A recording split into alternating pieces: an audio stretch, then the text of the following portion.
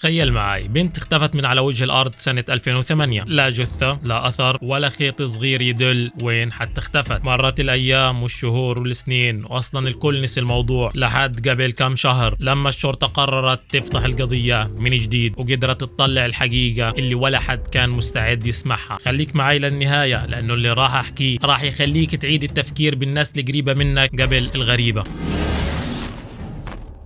تخيل بنت تختفي من على وجه الأرض بدون أي أثر ولا دليل، وبعد 17 سنة الشرطة تقرر تفتح الملف من جديد وتكتشف الصدمة إنه القاتل واحد من أهلها. القصة هاي مش خيال وصارت فعلا في العقبة في الأردن. كل إشي صار في العقبة سنة 2008 لما بنت مراهقة طلعت من البيت كأي يوم عادي، بس طولت كثير وما رجعت. فهان كان في إشي كثير غريب، ومن هان أهلها بلغوا الشرطة وقالوا إنها اختفت فجأة بدون أي مقدمات ولا حتى أي أثر صغير. هان انقلبت الدنيا، الشرطة فتشت الشوارع، سألت الجيران، دققوا بالمكالمات، لكن النتيجة صفر ولا إشي، وكأنها اختفت من على وجه الأرض. يوم ورا يوم، أسبوع ورا أسبوع، شهر ورا شهر، الناس بلشت تنسى الموضوع والإعلام سكت والملف انحط بالأدراج وانكتب عليه قضية باردة. بس الملاحظ بهالوقت كان في شيء كثير غريب. الأخ اللي مفروض كان أول واحد يدور ويصرخ ويبحث عنها في كل مكان لأنها أخته من لحمه ودمه، كغير العادة كان ساكت زيادة عن اللزوم. لا دمعة، لا توتر، ولا حتى أي مظهر من مظاهر الحزن باين عليه. مرت السنين من 2010 ل 2015 ل 2020، الكل كمل حياته وكأن البنت ما كانت موجودة أصلا. لكن بهالوقت في قسم خاص بالشرطة مسؤول عن القضايا القديمة، كل فترة بيراجع الملفات اللي ما انحلت. وبالصدفة سنة 2025 طلع ملف العقبة من الأدراج.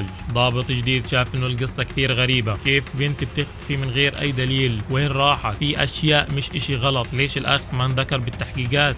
قرروا يستدعوا كل افراد العيلة من جديد يسألوهم كأن القصة صارت امبارح. قبل ما نكمل القصة، انا ابو حامد، اذا انت جديد بتمنى منك تشترك بالقناة، فعل الاشعارات، حط لايك لهذا المقطع. خلينا نكمل. التحقيق بدأ والاسئلة كانت بسيطة بالبداية، ولما وصلوا لاخوها بلشوا يسألوا تفاصيل صغيرة، مواعيد وأماكن وتفاصيل ما بتنحفظ بعد 17 سنة. المهم بعد ما الأسئلة كترت، هان بشكل مفاجئ بلش يتوتر ويتلبك، وبعد ساعات طويلة من عملية التحقيق انهار وقال الجملة اللي هزت القاعة: أنا اللي قتلتها. الشرطة تجمدت وما عرفت شو تعمل، وبل إنها ما صدقت بالبداية كلامه، إنه كيف هيك بعد 17 سنة من الصمت يطلع الاعتراف هيك وفجأة. المهم باعترافاته قال إنه يوم الحادث صار بينه وبين أخته شجار كتير قوي، واعتبرها إنها كانت مشكلة عائلية صغيرة، بس للأسف فقد السيطرة، راح على المطبخ، مسك سكين وطعنها أكثر من مرة. ولما شاف الدم خاف، لف الجثة بكيس واستنى الليل يجي. ولما أجى الليل طلع فيها بسيارته القديمة لمكان صحراوي مهجور برا العقبة ودفنها هناك بيديه. طبعا هان الشرطة ما صدقت الاعترافات اللي حكاها، ولكنه ضل مصر على كلامه وحكى لهم: بدي أخذكم على المكان اللي دفنت فيه أختي بإيدي التنتين هدول. لما راح هناك في منطقة كلها صخور ورمل، وبعد ما أشر لهم على المكان بالضبط بعد التفتيش في المكان وفعلا لقوا عظام بشرية. بس كان لازم هان في خطوة تفصل ما بين الشك واليقين. الشرطة أخذت العظام وبعتتها لمختبر جنائي عشان يفحصها ويشوف إذا في تطابق بالدي ان ايه مع الدي ان ايه تبع أخته. والنتيجة كانت صادمة لما التحاليل طلعت وأثبتت إنه الدي ان ايه نفسه للبنت اللي اختفت سنة 2008. وبعدها تم توقيف الأخ رسميا بتهمة القتل العمد وتم تحويله إلى المحكمة. وقتها الخبر انتشر والبلد كلها اهتزت. الناس بلشت تسأل أسئلة كثير: كيف عاش الأخ كل هالسنين هاي بشكل طبيعي؟ كيف نام